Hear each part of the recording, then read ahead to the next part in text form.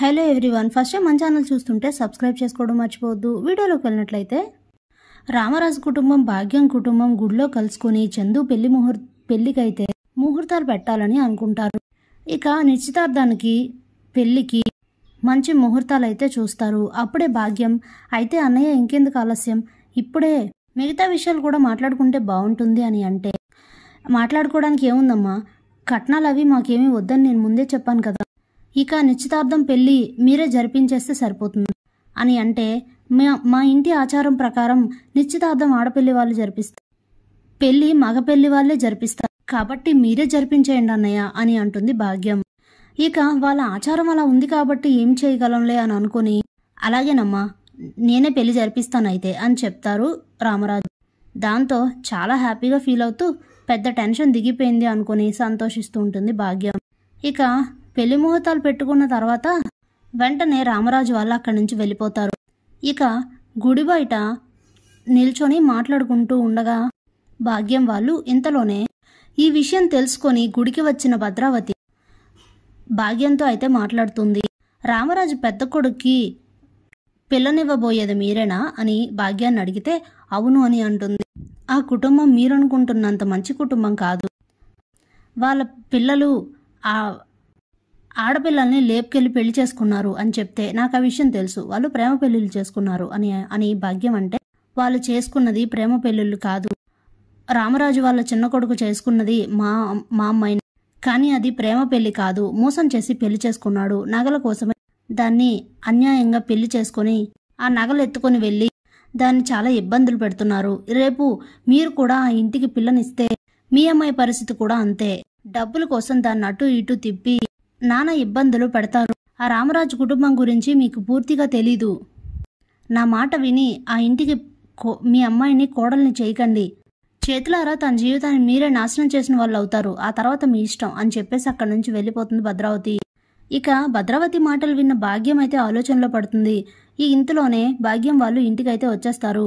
జరిగిందంతా ఇంట్లో అందరికీ చెప్పగానే చాలా డిసప్పాయింట్ అవుతుంది శ్రీవల్లి. అంటే ఏంటమ్మా, ఇప్పుడు ఆయనతో నా పెళ్లి జరగదా అని అడిగితే, అలాంటిదేమీ లేదు, నిన్ను ఆ ఇంటికే కోడల్ని చేస్తా చూడు అని అంటే, అప్పుడే భాగ్యం వాళ్ళ ఆయన అదేంటండి ఆవిడ గారు, మరి వద్దు భాగ్యం, ఆ ఇంటికి మన అమ్మాయిని కోడల్ని చేస్తే ఇప్పుడు కాకపోతే ఆ తర్వాత అయినా సరే వాళ్ళు ఆస్తుల కోసం మన అమ్మాయిని ఇబ్బంది పెడితే ఏం చేస్తాం, పైగా మన దగ్గర ఏమీ లేవని ఏదో రోజు బయటపడుతుంది, ఒకవేళ వాళ్ళు ఏవైనా ఆస్తులు అడిగినప్పుడు డబ్బులు అడిగినప్పుడు ఇవ్వకపోతే మన దగ్గర ఎంక్వైరీ చేసి మన దగ్గర ఏం లేదని తెలిస్తే ఏం చేస్తాం, అవసరం మనకి ఇబ్బందులన్నీ అని అంటే, మీరేం కంగారు పడకండి ఇంటి ఆయన గారు, అంతా నేను చూసుకుంటానుగా, మన అమ్మాయిని ఆ ఇంటికే కోడల్ని చేస్తాను చూడండి అని చెప్పి ఇక అందరూ కూడా నిద్రపోతారు. ఇంతలోనే ఉదయం అవుతుంది. ఉదయాన్నే మేకప్లు అన్నీ పూసుకొని మంచిగా హై క్లాస్గా రెడీ అయ్యి భాగ్యం వాళ్ళ హస్బెండ్ని తీసుకొని రామరాజు ఇంటికి వస్తుంది. వీళ్ళిద్దరిని చూసి షాక్ అవుతారు రామరాజు. ఏంటమ్మా సడన్గా ఎలా వచ్చారు అని అడిగితే, మీతో మాట్లాడాలి అని చెప్తుంది. ఏంటో చెప్పు చెల్లమ్మా అని అంటే, నన్ను క్షమించండి అన్నయ్య గారు అనేసరికి షాక్ అవుతారు రామరాజు ఫ్యామిలీ. ఏమైందమ్మా, ఎందుకలా అంటున్నావు అని రామరాజు అడిగితే, నేను నా కూతుర్ని ఇంటికి కోడల్ని చేయలేను, ఈ పెళ్లికి నేను ఒప్పుకోలేను, ఈ పెళ్లి జరగదన్నయ్య అని చెప్తుంది భాగ్యం. దాంతో ఎందుకలా మాట్లాడుతున్నారు వదినా, అసలు ఏమైంది, నిన్న నిశ్చితార్థానికి ముహూర్తం కూడా పెట్టుకున్నాం కదా, ఇప్పుడెందుకు ఇలా మాట్లాడుతున్నారు అని వేదవతి అడిగితే, నేనంతా నిజాయితీగానే చేశాను, కానీ మీరు నన్ను మోసం చేశారు, అలాంటప్పుడు నేనెలా మా అమ్మాయిని మీ ఇంటికి పంపిస్తాను కోడలిగా, వద్దు వదినా అని అంటుంది. నువ్వెందుకు ఇలా మాట్లాడుతున్నావో ముందు కారణం చెప్పమ్మా అని అడుగుతారు రామరాజు.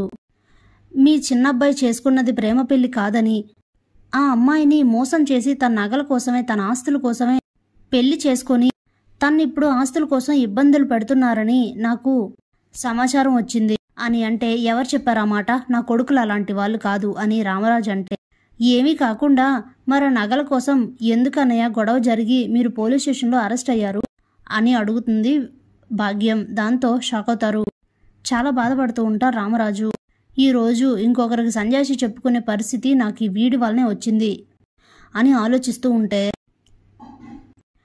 అప్పుడే భాగ్యం, అందుకే అన్నయ్య వద్దని చెప్పాను, నాకు ఈ పెళ్ళి ఇష్టం లేదు, నేను ఈ పెళ్ళికి ఒప్పుకోను అని అంటే, అప్పుడే రామరాజు, లేదమ్మా, అనుకోని కొన్ని పరిస్థితుల వలన అలా జరిగింది తప్ప వాళ్ళు మోసం చేసి పెళ్లి చేసుకోలేదు, వాళ్ళు ప్రేమించే పెళ్లి చేసుకున్నారు అని అంటే నాకు నమ్మకం లేదన్నయ్య. ఎంతైనా ఆడపిల్ల తల్లిని, నా భయాలు నాకు ఉంటాయి కదా. రేపు నా కూతుర్ని అలాగే ఇబ్బంది పెడితే నేనేం చెయ్యాలి? అయినా ఎంతవరకు ఎందుకు ఆలోచించడం? మీ పిల్లల పేర్ల మీదే ఆస్తులున్నాయి అన్నారు. తన పేరు మీద ఉన్న ఆస్తిని బాధ్యత లేకుండా దుబారాగా ఖర్చు చేసేస్తే అప్పుడేం చేస్తాం? నేను ఈ రోజు గురించి ఇదంతా మాట్లాడట్లేదు. రేపు మీ తదనంతరం అలాంటిది ఏదైనా జరిగితే అప్పుడు నా కూతురు పిల్లలు ఎన్ని ఇబ్బందులు పడతారో మీరే చెప్పండి అని అంటే మా చందు అలాంటి వాడు కాదు అని అంటుంది వేదవతి. అలాంటి వాడు అవునో కాదో అది మీకే తెలియాలి. మీరు నా దగ్గర చాలా విషయాలు దాచారు, అలాగే ఈ విషయం కూడా దాస్తున్నారేమో నాకేం తెలుసు అని అంటుంది భాగ్యం. అయ్యో వదిన, అది కాదు అని వేదవతి చెప్పబోతూ ఉంటే, చూడండి అన్నయ్య, మీకు ఈ ఊర్లో ఈ చుట్టుప్రక్కల గ్రామాల్లో చాలా మంచి పేరు ఉంది. కానీ మీ కొడుకులు ఇలా చేస్తే రేపది నా కూతురు మీద ఎఫెక్ట్ పడితే అప్పుడేంటి పరిస్థితి? అందుకే పెళ్ళొద్దంటున్నాను అని అంటే, చూడమ్మా, నా పిల్లలు అలాంటి వాళ్ళు కాదు. ఆ విషయం నేను బల్లగుద్ది చెప్పగలను.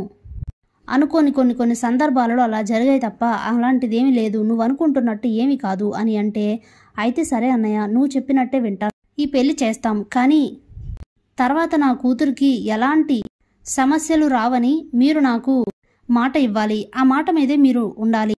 ఎలాంటి సమస్య దానికి వచ్చినా గానీ దానికి మీరే బాధ్యత వహించాలి అని అంటే, సరేనమ్మా, నువ్వు చెప్పినట్టే చేస్తాను, నాది బాధ్యత. ఎందుకంటే నా కొడుకు వైపు నుండి ఎలాంటి తప్పు ఉండదని నాకు తెలుసు అని చెప్తారు రామరాజు. దాంతో చాలు, ఈ ఒక్క మాట చాలు. ఆ తర్వాత నెమ్మదిగా వాడి పేరు మీద ఉన్న ఆస్తులన్నీ నా కూతురు పేరు మీదకు మార్చుకొని చక్రం ఇక్కడ తిప్పిస్తాను అని అనుకుంటూ ఇక భాగ్యం అక్కడి నుంచి వెళ్ళిపోతుంది. Thanks for watching.